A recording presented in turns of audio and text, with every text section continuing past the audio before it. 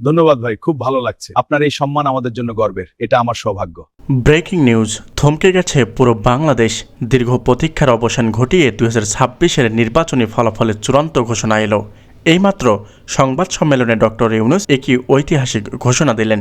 আজ থেকে বাংলাদেশের নতুন প্রধানমন্ত্রী হতে যাচ্ছেন জামায়াত আমির ডক্টর শফিকুর রহমান। অকল্পনীয়, অভাবনীয় কিন্তু সত্য। ছাত্র জনতার বিপ্লবের পর ব্যালট যুদ্ধের এই ফল কি তবে বদলে দিচ্ছে বাংলাদেশের মানচিত্র? আজ থেকে আমরা জানব সেই সংবাদ সম্মেলনের ভেতর চাঞ্চল্যকর সব তথ্য। দর্শক, রাজনীতির ফরেন সার্ভিস একাডেমিতে আয়োজিত এক জনাকীর্ণ সংবাদ সম্মেলনে ডক্টর ইউনূস যখন এই ঘোষণা করেন, তখন পুরো হলরুমে পিনপথর নীরবতা নেমে আসে। তিনি বলেন, জনগণের ম্যান্ডেট স্পষ্ট। বেসরকারি ফলাফল অনুযায়ী সংখ্যাগরিষ্ঠতা অর্জন করেছে জামায়াত ইসলাম এবং তাদের জোট। আজ থেকে ক্ষমতা হস্তান্তরের প্রতিক্রিয়া শুরু হয়েছে। সেনাপ্রধানের উপস্থিতিতে ডক্টর ইউনূসের এই ঘোষণা যেন এক নতুন বাংলাদেশের অভ্যুদয়। কিন্তু তারেক রহমান, বিএনপি কি এই ফলাফল মেনে নিল, নাকি রাজপথে শুরু হলো নতুন কোনো লড়াই?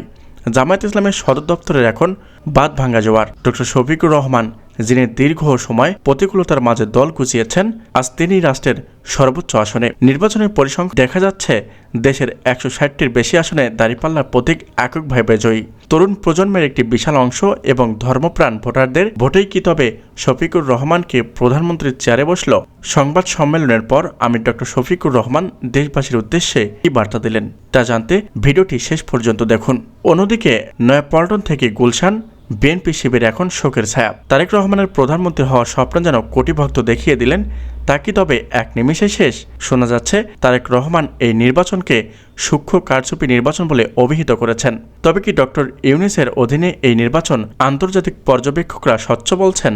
প্রশ্ন হলো, জামায়াত এই সরকারের বিএনপি কি বিরোধী দলে বসবে, নাকি রাজপথে আন্দোলনের ডাক দেবে? ক্ষমতা হস্তান্তরের এই ক্রান্তিকালে সেনাপ্রধান স্পষ্ট জানিয়ে দিলেন, দেশ কোনো রকম বিশৃঙ্খলা বরদাস্ত করা হবে না। প্রতিটি সেনানিবাসে সতর্ক জারি করা হয়েছে। ডক্টর শফিকুর রহমানের শপথ অনুষ্ঠানের নিরাপত্তাকে নিশ্চিত করতে বিশেষ বাহিনী মোতায়েন করা হচ্ছে।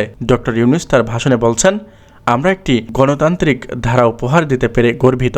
কিন্তু সাধারণ মানুষের মনে এখন একটাই প্রশ্ন, জামায়াত আমিরের শাসনকালে কেমন হবে আগামীর বাংলাদেশ? তো দর্শক, 2026-এর এই ইতিহাস স্বর্ণাক্ষরে লেখা থাকবে। ডক্টর শফিকুর রহমান কি পারবেন জনগণের প্রত্যাশা পূরণ করতে, নাকি রাজপথ আবারও উত্তপ্ত হবে বিএনপির দাবিতে? পরবর্তী আপডেট পেতে আমাদের চ্যানেলটি সাবস্ক্রাইব করে আমাদের বেল আইকনটি অন করে দিন। আপনাদের কি মনে হয়, জামায়াত আমির প্রধানমন্ত্রী হওয়ার দেশে ভবিষ্যৎ কেমন হবে? কমেন্ট করে আপনাদের মূল্যবান মতামত জানান। আল্লাহ হাফেজ।